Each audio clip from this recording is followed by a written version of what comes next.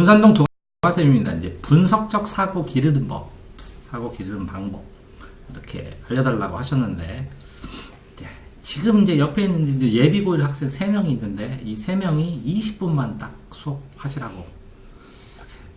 20분이 너무 짧아가지고 어쨌든 한번 해보겠습니다. 분석은 나눌 뿐에다가 이제 나누어 해석해야 되니까 나누어서 해석하는 겁니다. 나누어. 그러니까 일단은 나눌 수 있어야 되고 그 다음에 이걸 해석할 수 있어야 됩니다. 그러면 나누면 뭐가 되느냐? 나누면 단어가 됩니다. 단어. 그래서 첫 번째 분석적 사고를 기르시려면 용어에 충실해야 됩니다. 그러면 용어를 충실할 때는 어떻게 해야 되냐? 이 용어가 거의 한자로 이루어지든지 아니면 그 옛날 어원으로 봤을 때 근원이 되는 서양의 글자 뭐더라? 아라고 아닌데 한자어로 되어 있어요. 보통은. 그러니까 한자어를 공부하시면 이렇게 몇천 년 동안 누적된 이 자연물에 대한 이해와 그 자연물과 자연물을 결합했을 때 나오는 글자들을 알 수가 있어요. 그래서 한자하고 한자 결합원리가 나와 있는 책이 있어요. 이걸 많이 보면 분석할 수 있는 능력이 많이 생겨요. 특히 이제 설문해자라는 게 있거든요. 설문해자라는 게 있는데 이 책을 기반으로 해서 읽으면 한자가 급격히 늘면서 용어가 충실해집니다. 용어가 탄탄해야 흔들리지 않고 대화를 하든지 분석을 하든지 어떤 논의를 전개할 때 기본이 흔들리지 않습니다. 자, 두 번째는 용어를 이렇게 설문해자로 공부를 한 다음에 해야 될 건 뭐냐? 문장 독해를 연습했을 때 이 단어를 주어, 목적어, 서술어로 탄탄하게 완결된 생각으로 분석하는 방법을 익히셔야 돼요. 그러면서 이 단어가 이게 1차적 의미로 나와 있느냐? 문맥적으로 되게 나오거든요. 2차적 의미로. 그러니까 단어 속에서 관습이나 습관, 사회적인 영향도에 따라서 우리 할머니 가셨어. 인기가 같다. 이렇게 가다라는 단어가 고루 안 쓰이고 여러 가지 사회적인 맥락 속에서 쓰이기 때문에 이런 사회적인 맥락, 관습에 대해서 학습을 또 해야 됩니다. 그럼 결국은 이것도 용어의 확장판이라 할 수 있어요. 다만 용어로 끝나는 게 아니라 용어 자체가 문장 속에서, 문맥 속에서 파악이 되기 때문에 굉장히 많은 문장을 누적하면서 사회적 관습이 무엇인가를 정확하게 캐치를 해야 됩니다. 자, 그 다음에 이렇게 세 번째 단계로는 이렇게. 자, 그러면 용어는 이렇게 설문해자를 보면 좀 되고 한자 결합원리를 보면 되는데 그럼 이건 뭘 보냐? 할 수 없이 단어장이나 사전을 보셔야 돼요.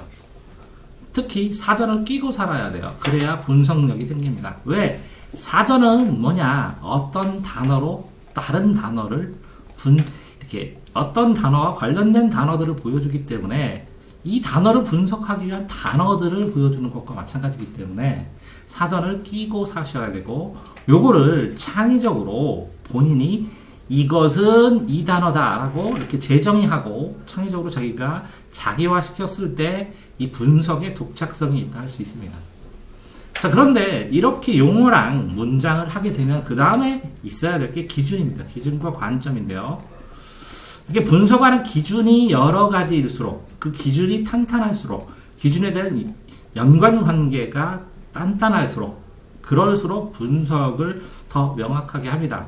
예를 들어서 어떤 한 군이든 이렇게 나옵니다. 광의적 의미가 뭐냐, 협의의 의미가 뭐냐, 그 다음에 이게 역사적인 연역적으로 용어가 어떻게 바뀌고 어떻게 변화됐느냐, 이런 것처럼 이렇게 분석을 할 때 보면 이렇게 이론들이 달라지다 보면 이 이론들의 특징, 가치관, 바라보는 관점이 달라집니다. 예를 들어서 이렇게 고전학파의 형식을 중요하시면 낭만학파, 고전반동 낭만, 낭만반동 사실, 사실반동 또 추상, 입체 뭐 이런 거 나오는 것처럼 미술사든 음악사든 관점이 변화하면서 전체적인 패러다임들이 많이 변합니다. 그렇기 때문에 전체 이렇게 용어나 문장을 본 다음에 이렇게 기준을 봐야 되는데 가장 대표적인 기준이 상식의 상관입니다. 이렇게 이거는 공간, 이거는 시간, 여기 가운데 인간. 육하원칙으로 치면 이거는 누가, 이거는 언제, 이건 어디서. 그러면 이거에서 무엇을. 그러면 이렇게 갔냐, 이렇게 갔냐, 이렇게 갔냐. 왜 갔냐. 이렇게 육하원칙으로. 거기다가 요거는 주어입니다. 주어. 그러면 이거는 목적어입니다. 그러면 요거는 어떻게 갔냐? 이건 서술어입니다. 그러면 이거는 시간부사, 이거는 시간부사, 이거는 공간부사입니다.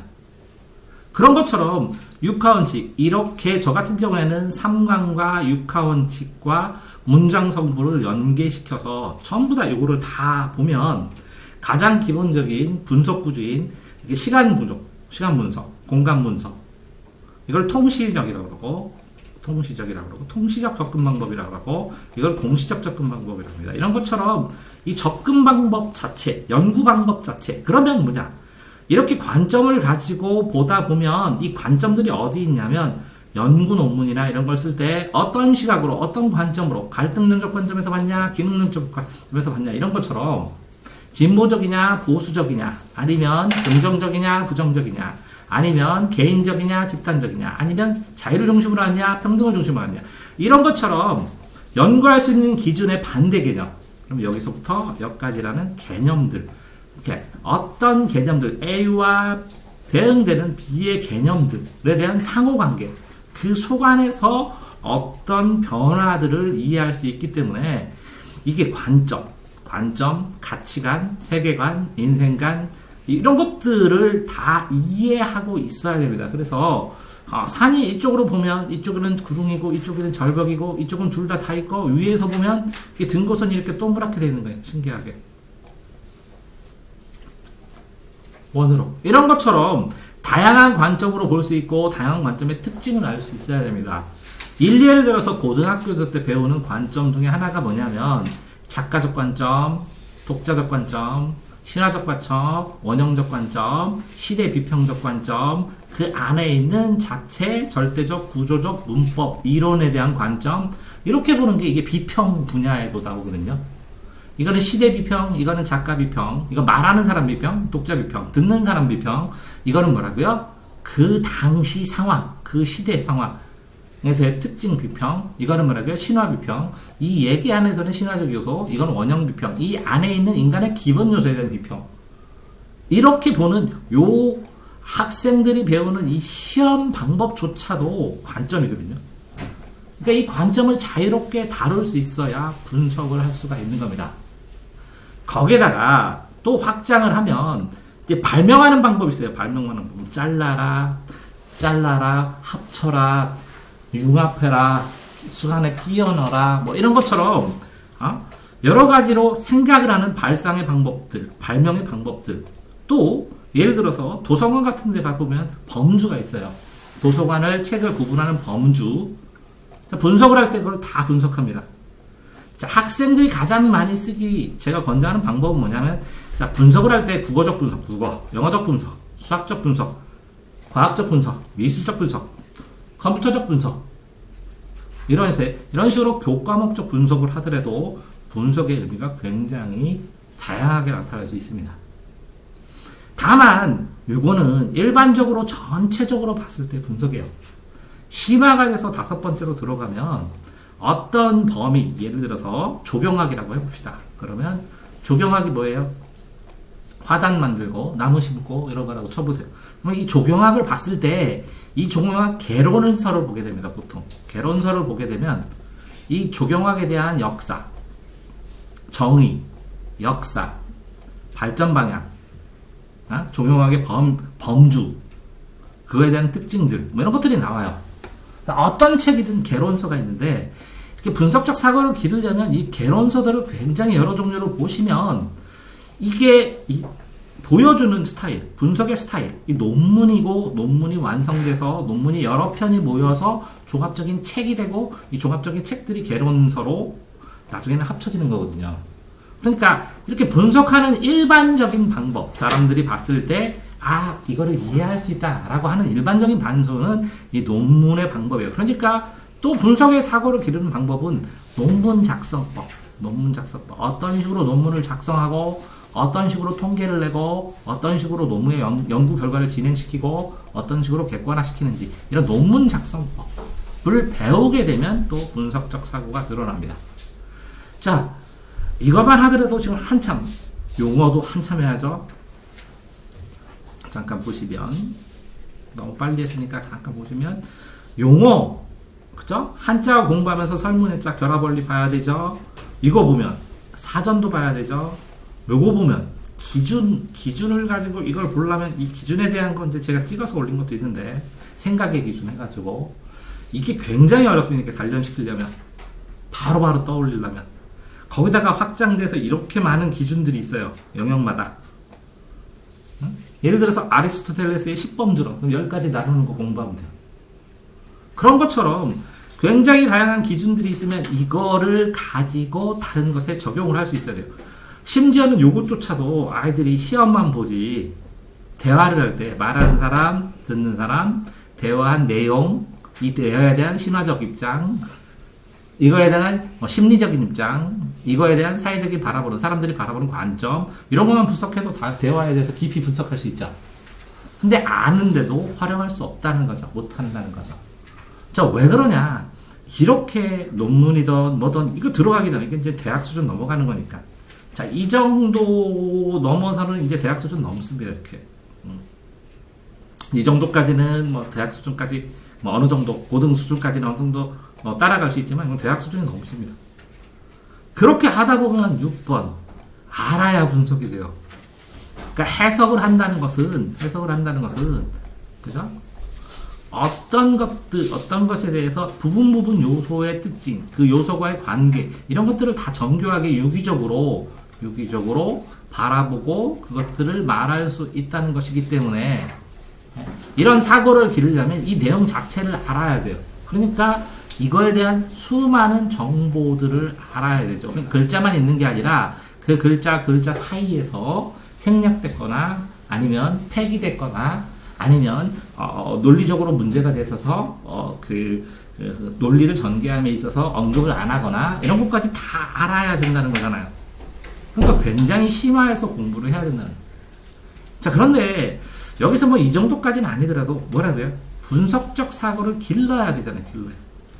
그러면 어떻게 되냐? 가장 빠르게 자, 마무리로 정리하면 한자 결합 원리에 대한 책, 한자 결합 원리가 있습니다. 인터넷에 도서관에 가시면 한자 결합 원리에 대한 책을 한 10대권은 뽑으실 수 있어요. 한자 결합 원리. 서점에 가도 한 10대권의 책이 있어요. 자, 두 번째 또 뭐 봐요? 이렇게 단어나 사전, 이거 뭐면 영어 사전이나 아니면 국어 사전이든 어떤 문장 속에서 그 단어가 어떤 역할을 하는지에 대해서 배워야 되는데 요거 문장을 읽으려면 수많은 독서를 하게 되잖아요. 그러니까 독서예요. 할 수 없이. 근데 독서에서 엑기스는 뭘까요? 가장 바탕이 되는 사고 판단의 기준이 되는 건 교과서입니다.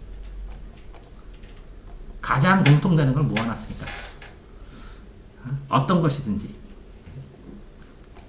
이 국어처럼 뭐 문장인데 뭐 국어 사전이나 영어 사전이나 어떤 사전이든 상관없어요. 문장이 써 있는 거. 그 다음에 3번은 뭐예요? 이 기준 연습, 생각의 기준, 생각하는 방법, 생각의 기준에 대해서 조금 생각을 해봐야 돼요.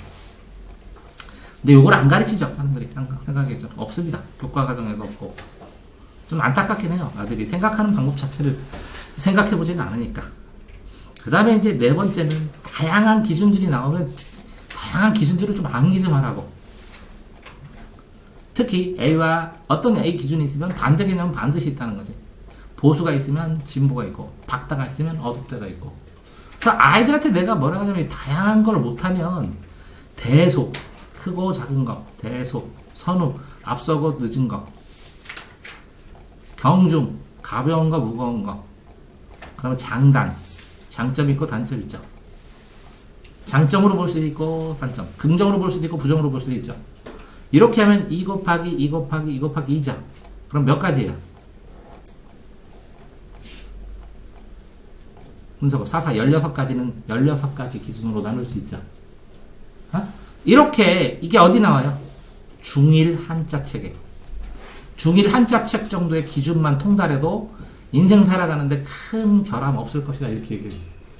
그러니까 이렇게 기준들이 나오면 이걸 활용하고 생각하는데 동원할 수 있어야 되는데 이런 훈련 자체를 안 시키죠. 그럼 5번째는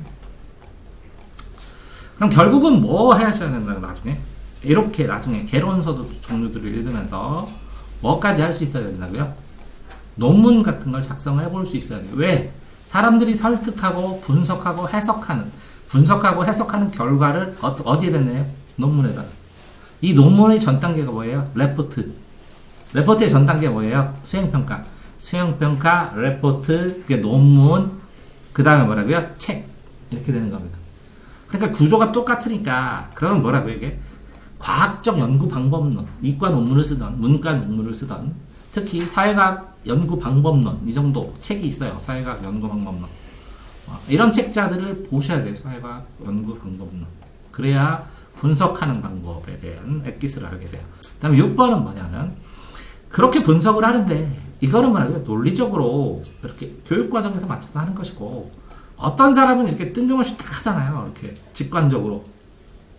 근데 이거는 이게 객관의 영역이 아닙니다. 그러니까 어떻게 보면 주관이 더 강하고. 그러니까 종교나 철학에서의 분석은 자기가 확정짓는 깨알 같은 자기가 정의한 단단한 정의된 용어들을 쌓아나가는 게 하나씩 이렇게 쌓아 올리는 거예요. 논리적인 모순 없이. 이렇게 되면 뭐라고 이거는? 어떤 하나의 이론이 되잖아요. 이런 철학이잖아요. 철학이나 이런 상황에서의 요 관점 하나가 무너지면 다 무너져 버려요. 그런데 어쨌든 이런 관점이 있으면 분석 자체는 더 명확하게 할 수 있다는 거죠. 자, 7. 그렇다면 현실적으로 이렇게 분석적 사고를 기르는 방법 뭐예요? 가장 간단한 그래요. 어떤 A가 있으면 그 A를 본인이 생각한 기준들로 이런 측면은 어떨까? 이런 측면은 어떨까? 이런 측면은 어떨까? 이런 측면은 어떨까? 요 관점과 요 관점과 요 관점, 요 관점을 비교할 수 있으면 분석적 사고를 해나가는데 굉장히 독특한, 아니면 굉장히 빠른, 굉장히 정확한 분석을 해나갈 수 있다는 거죠. 그러니까 결국은 뭐예요? 고등교과 과정에서 이거 배우죠. 이거 배웠죠. 작가 표현론, 독자 효용론 배웠죠. 시대 반영론 배우고, 절대론 배웠죠. 그러니까 어디든 다 써먹을 수 있는 건데 한 번도 아이들이 쓰려고 생각을 안 한다는 거죠. 그러니까 고등교과 과정에서 배운 이렇게 분석의 갈래, 분석의 도구들, 기준들, 이것들을 더 명확하게 내가 인식을 해본 다음에 이것들을 한 번쯤 어딘가에 적용을 해보시면 다음에 또 써먹을 수 있습니다. 자, 학생이 20분만 하라고 했으니까 아쉽지만 그만하겠습니다. 동아쌤입니다.